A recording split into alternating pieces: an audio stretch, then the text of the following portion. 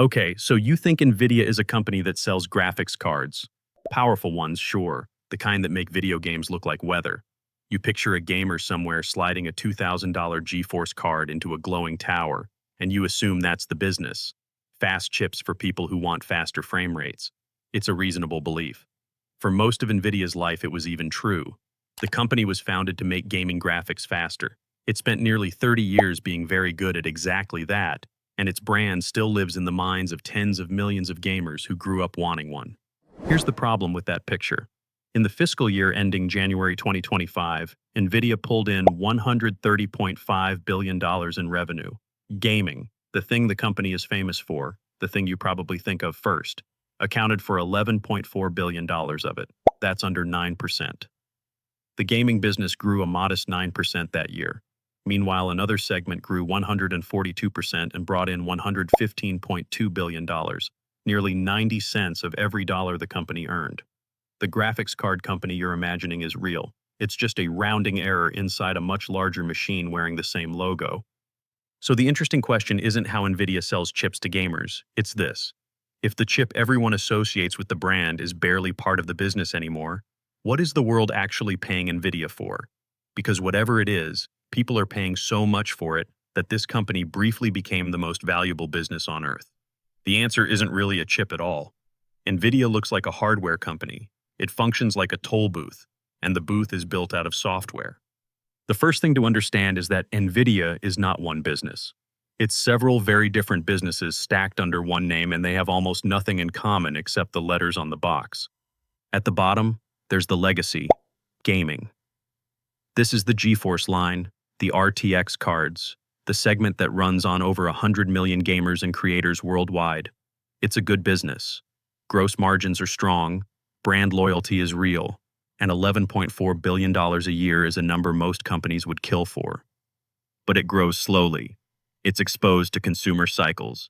And inside modern Nvidia, it's the equivalent of a founding storefront the company keeps open partly out of history. Then there's a cluster of smaller lines that most people never think about. Professional visualization. The workstation cards used by architects, film studios, and industrial designers did about $1.9 billion.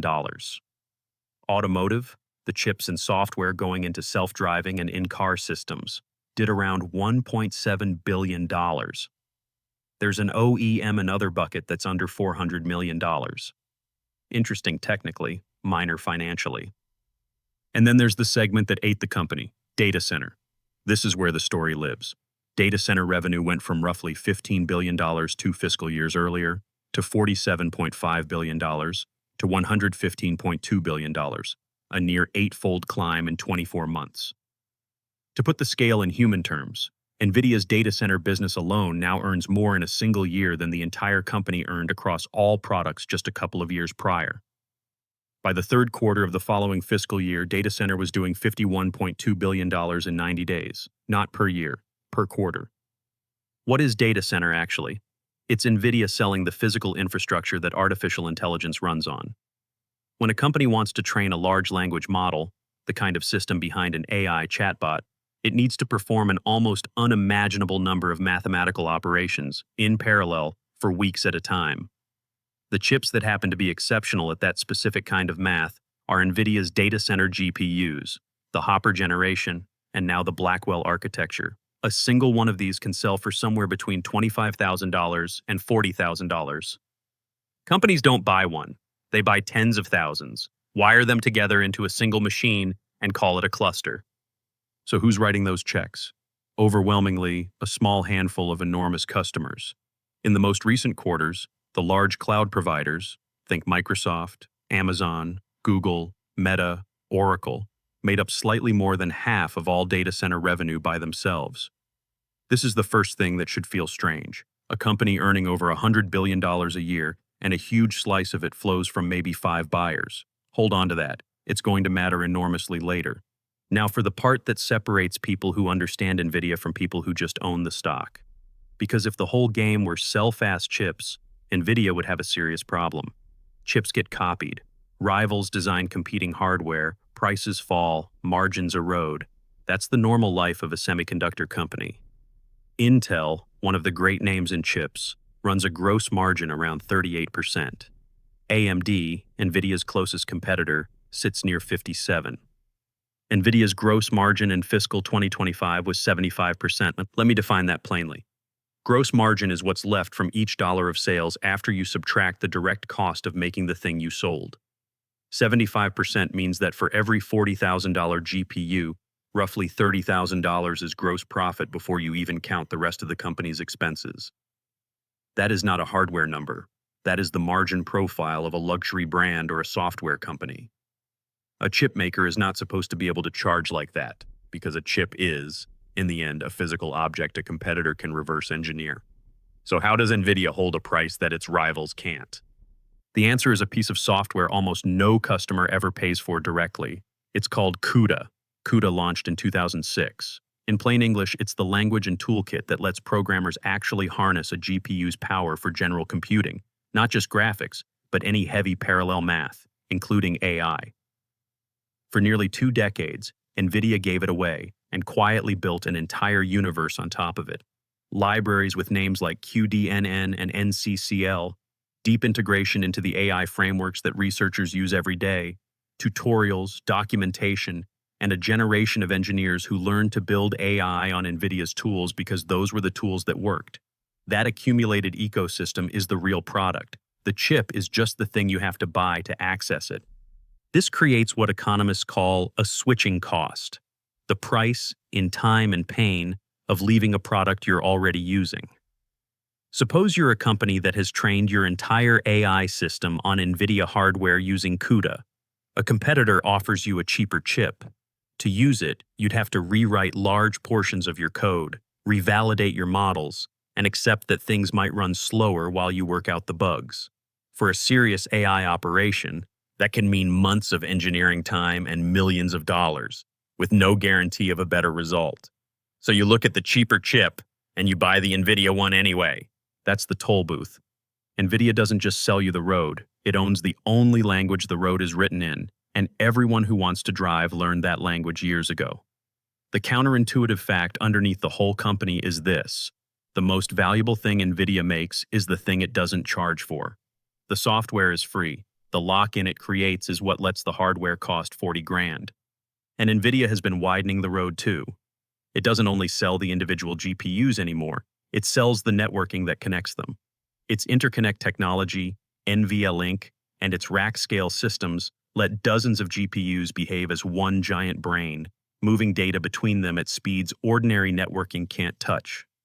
That networking business grew about 142% in a year to over $31 billion on its own. Nvidia isn't just selling you the engines, it's selling you the highway between the engines and charging a toll on both. Once you see the toll, you start to notice how deliberately the whole structure is built to keep you paying it, and how much of that structure is invisible from the outside. A GPU by itself is inert. What makes it useful is everything Nvidia wraps around it: the software stack, the developer tools, the pre-built libraries that turn months of engineering into an afternoon. Every one of those conveniences is also a hook.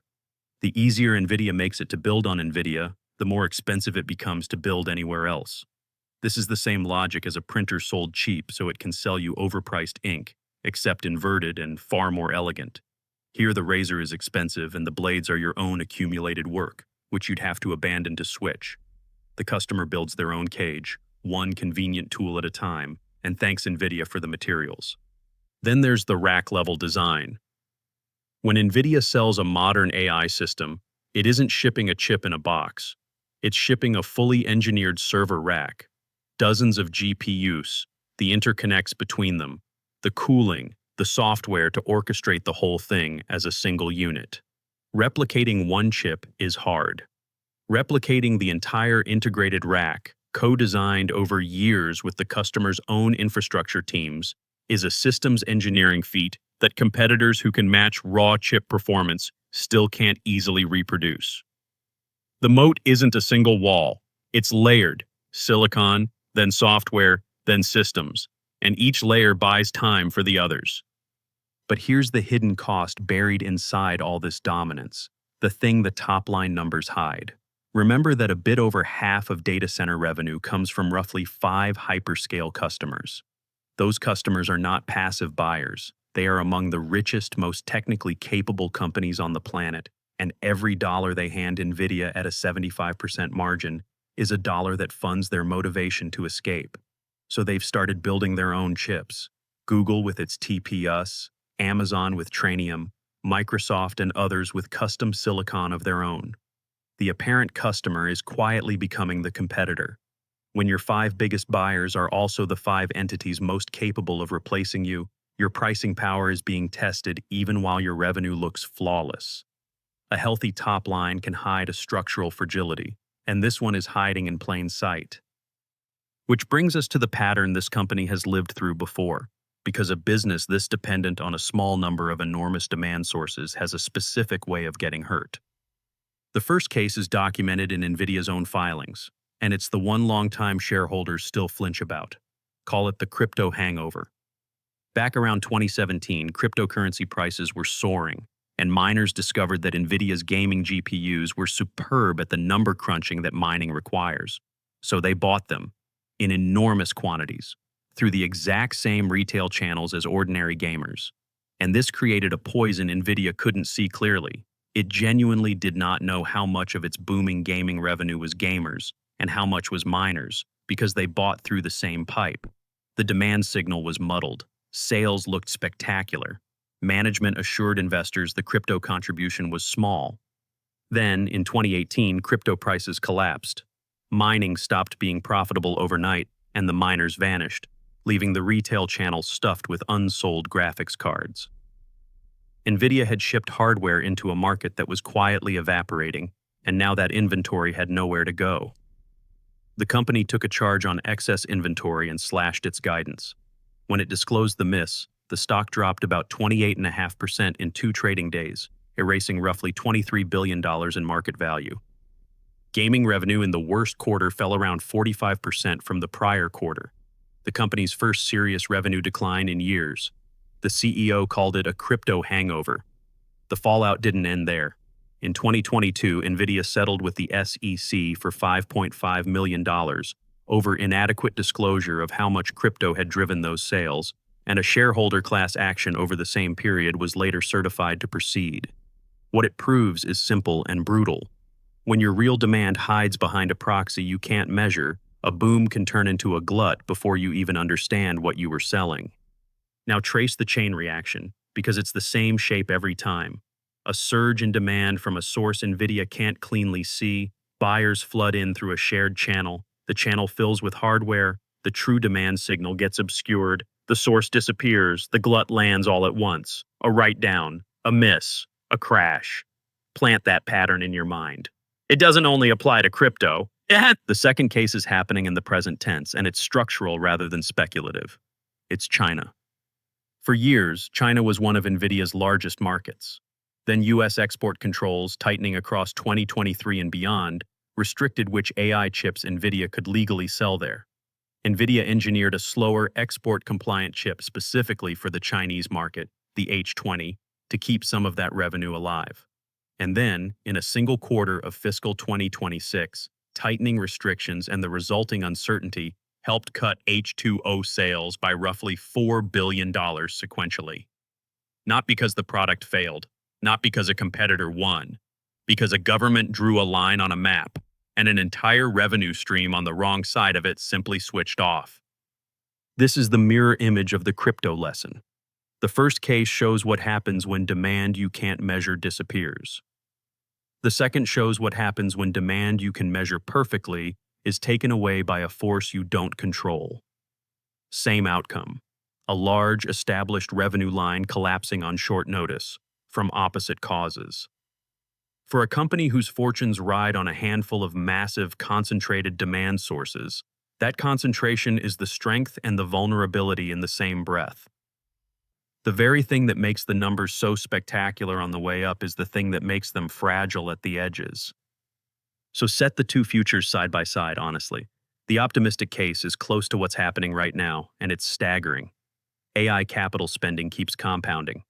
The hyperscalers, even while building their own chips, keep spending so much in aggregate that Nvidia's slice stays enormous. Collective AI infrastructure spending has been estimated in the hundreds of billions of dollars a year, and a large share of every incremental dollar still flows through Nvidia's hardware. The CUDA lock-in holds. Networking and systems deepen the moat. In this world, Nvidia stays what it became, a company earning tens of billions in profit per quarter, with gross margins in the 70s, sitting at the center of the most important technology build-out of the era. In fiscal 2025, that meant $81.5 billion in operating income and net income near $73 billion. Profitability at a scale the semiconductor industry had simply never produced before. The realistic negative case doesn't require Nvidia to fail. It only requires the pattern to repeat. The custom silicon from those 5 giant customers reaches real scale. The software moat, already fraying at the edges as alternatives improve toward rough parity for some workloads, keeps eroding.